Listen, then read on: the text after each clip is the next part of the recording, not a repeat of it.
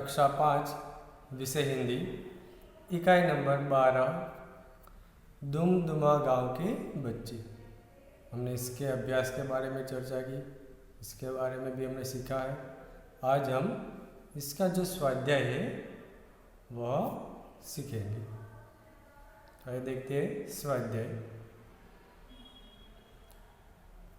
स्वाध्याय में प्रश्न नंबर 1, प्रश्नों के उत्तर लिखिए।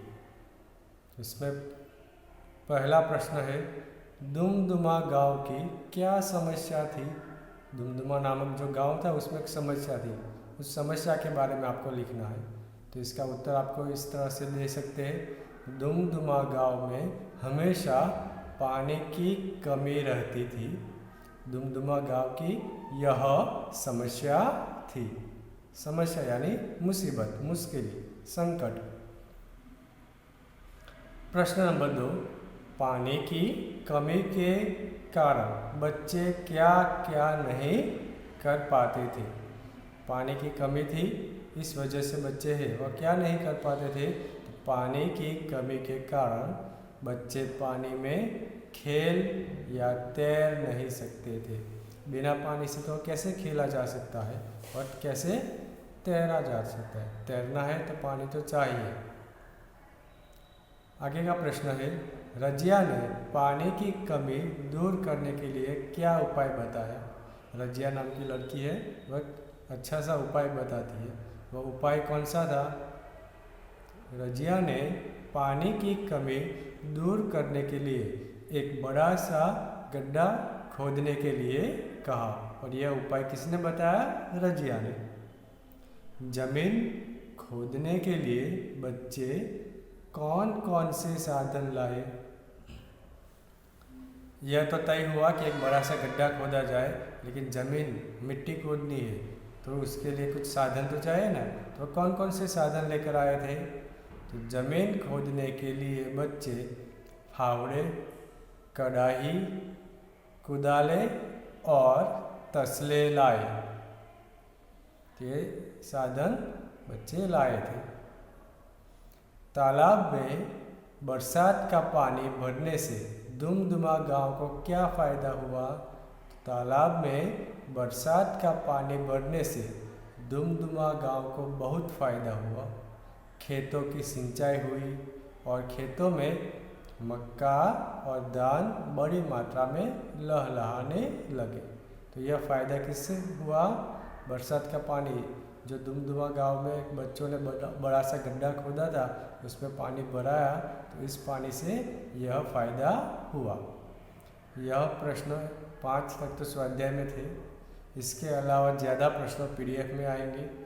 आपको लिखना कितना है, जितना इस वीडियो में आपको बताया जाए बस उतने ही प्रश्न आपको नोटबुक में लिखने हैं। बाकी के प्रश्न जो ज़्यादा प्रश्न है वो आपको PDF के अंदर जो है वह रीडिंग के लिए है, इसलिए वह नोटबुक में नहीं लिखना है। आपको नोटबुक में स्वाध्याय में प्रश्न 1 में 5 ही प्रश्नों के उत्तर लिखने हैं। बाकी के जो प्रश्न है वह रीडिंग के लिए है। दूसरा प्रश्न, निम्नलिखित वाक्य कौन कहता है, लिखिए। यहाँ पर सेंटेंस दिया है वाक्य, वह कौन कहता है इसके बारे में हमें लिखना है। मैं बादलों से प्रार्थना करूँगा रोज बरसो। ऐसा किसने कहा था। तो यह वाक्य बिल्लू कहता है। दूसरा है, बादल रोज कैसे बरस सकते हैं। तो यह कौन बोलता है। तो यह वाक्य महिमा कहती है। तीसरा है, क्यों ना एक बड़ा सा गड्ढा खोदे जिसमें बारिश का खूब सारा पानी भर जाए। यह उपाय किसने बताया था। तो यह वाक्य रजिया कहती है। पहला है बिल्लू, दूसरा महिमा और तीसरा रजिया। आगे का प्रश्न है, गुजराती में अनुवाद कीजिए। ट्रांसलेट करना है हिंदी का गुजराती में। बच्चे पानी में खेलना चाहते थे। तो इसका गुजराती होगा, बाळको पाणीमां रमवा इच्छता हता। ચાહતે થે તો ઈચ્છતા હતા। पानी से खेतों की सिंचाई होती है। पानी थी खेतरोनी सिंचाई थाय छे। खेतर में जो अनाज जो फसल होती है उसके लिए पानी चाहिए ना, तो पानी जो देते हैं उसे कहते हैं खेतों की सिंचाई करना। तीसरा वाक्य, बारिश के पानी से तालाब में पानी भरा। वरसादना पानीथी तळावमां पानी भरायुं। चौथो वाक्य, बच्चों ने पानी की कमी दूर करने की सोची। बाळकोए पाणीनी तंगी दूर करवानुं विचार्युं।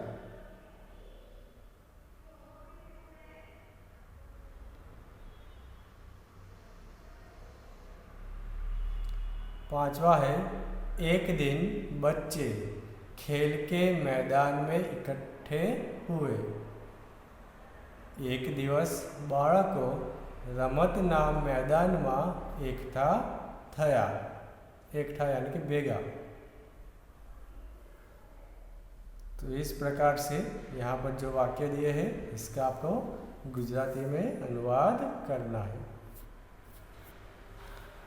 पांचवा प्रश्न है, निम्नलिखित शब्दों से कोष्टक में दिए गए शब्दों के समानार्थी शब्द लिखिए। यहाँ पर आपको कोष्टक में ऊपर वाले शब्द ही दिए हैं, प्रार्थना, उपाय, पानी, बारिश, परेशान।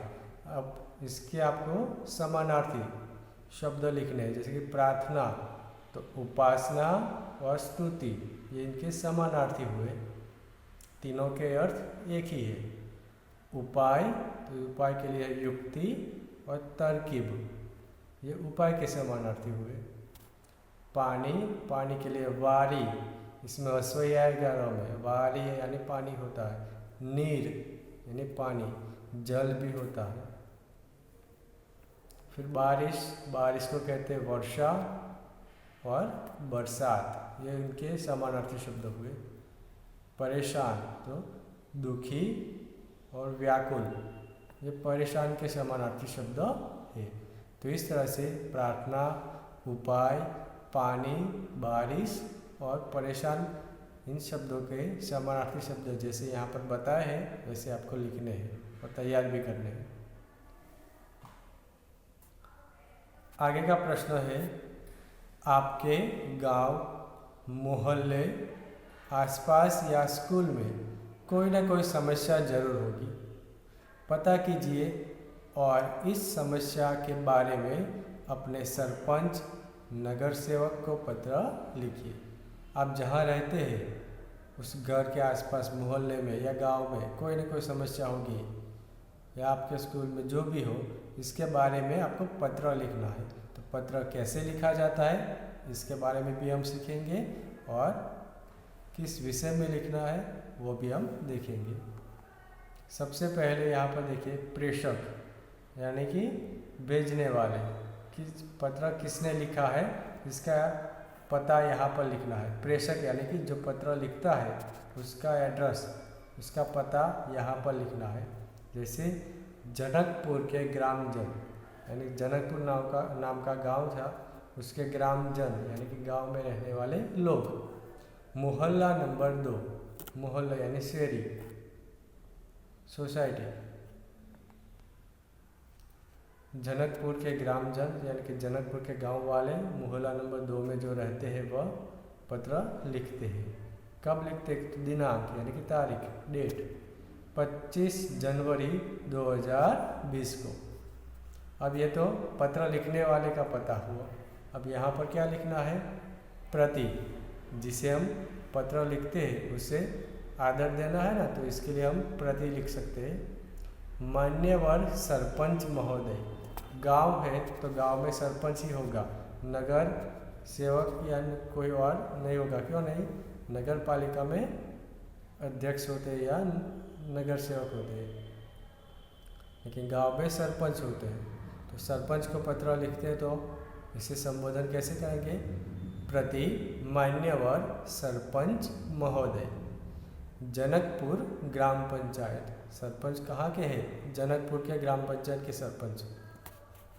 अब विषय, विषय में क्या हिंदी गुजराती ऐसे नहीं, अब पत्र किस बारे में लिख रहे हैं उसके बारे में आपको इस विषय के बारे में लिखना है।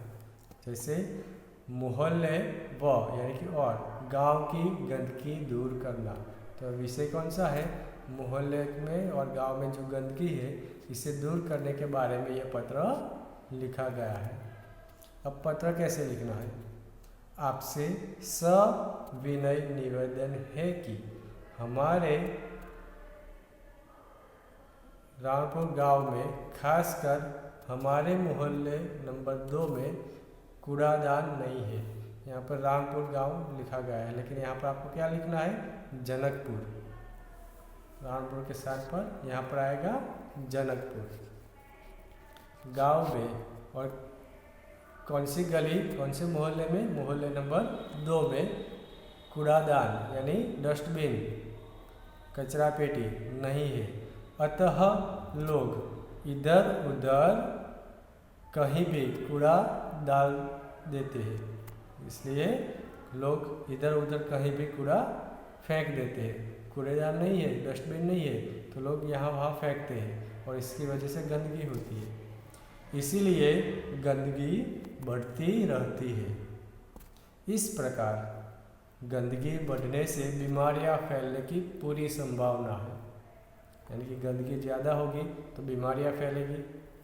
अतः आपसे प्रार्थना है कि हमारे मोहल्ले में तथा पूरे गांव में कूड़ेदान रखवाइए और उनकी सफाई करवाने का उचित प्रबंध करें ताकि गांव स्वच्छ रहे, स्वस्थ रहे। तो इस तरह से जनकपुर नाम के गांव के लोग मोहल्ला नंबर 2 में जो रहते थे वह उसके मोहल्ले में, उसके गांव में जो गंदगी थी, इस विषय के बारे में सरपंच को पत्र लिखते हैं।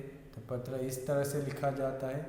आप भी इसी तरह से आपके मोहल्ले में, गांव में जहाँ भी कोई समस्या है, चाहे गंदगी को लेकर हो, पानी को लेकर हो, बिजली को लेकर हो, तो इस विषय में आप इस प्रकार से पत्र लिख सकते हैं। और अंत में पत्र की समाप्ति में भवदीय जनकपुर मोहल्ला नंबर 2 के ग्रामजन, पत्र कौन लिखता है उसके बारे में लिखना है। तो क्या लिखना है? भवदीय जनकपुर मोहल्ला नंबर 2 के ग्रामजन। तो इस तरह से पत्र लिखा जाता है। तो आपको नोटबुक में जितना इस वीडियो में स्वाध्याय आपको समझा गया है उतना ही लिखना है। इससे ज़्यादा अधिक PDF में होगा, वो आपको रीडिंग के लिए है। ठीक है, तो ये जो इकाई नंबर 12 का स्वाध्याय है इसे एक बार फिर से पढ़ लेना, तैयार करना और इसे लिख लेना। ठीक है, धन्यवाद।